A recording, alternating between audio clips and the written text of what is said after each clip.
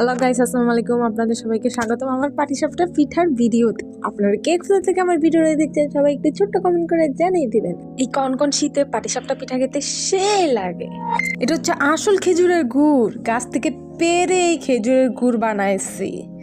এখানে হচ্ছে চালের গুঁড়ি আর খেজুরের গুড়টাকে একসাথে নিয়ে মেখে নিব।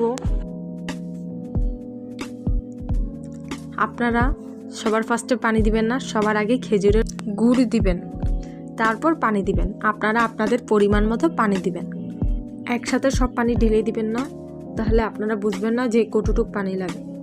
অল্প অল্প করে পানি নেবেন, তাহলেই এটা সবচেয়ে বেশি ভালো হয়।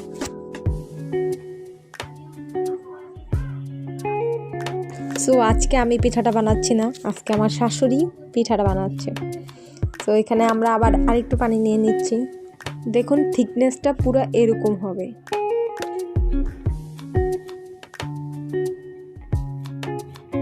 আমি সর্বপ্রথম একটি ননস্টিক পাইপ্যান নিয়ে নিব। 1 কাপ পরিমাণ মতো পাতলা মিশ্রণটা দিয়ে নিব। দিয়ে তারপর পাইপ্যানটাকে চারপাশে ঘুরিয়ে নিব যেন একটি রুটির ডোর মতো হয়ে যায়। তারপর একটি ঢাকনা দিয়ে 2 মিনিটের মতো ঢেকে নিব। 1 চামচ পরিমাণ মতো খিসা দিয়ে নিব। আপনাদেরকে খিসার রেসিপিটা দেওয়া হয়নি, নেক্সট কোনো ভিডিওতে আপনাদেরকে খিসার ভিডিওটা দিয়ে দিব। তারপর এটাকে রোলের মতো পেঁচিয়ে নিব। আমি আপনাদের সুবিধার্থে এরকম আরও 2-3টা করে দেখাবো।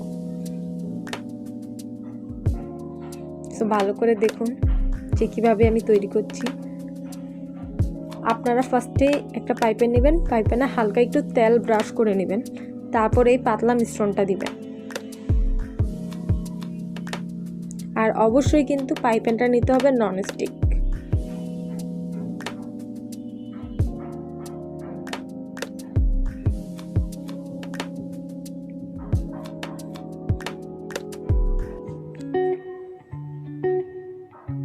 আপনারা কে কোথা থেকে আমার ভিডিওটি দেখছেন প্লিজ একটা সাবস্ক্রাইব করে দিবেন।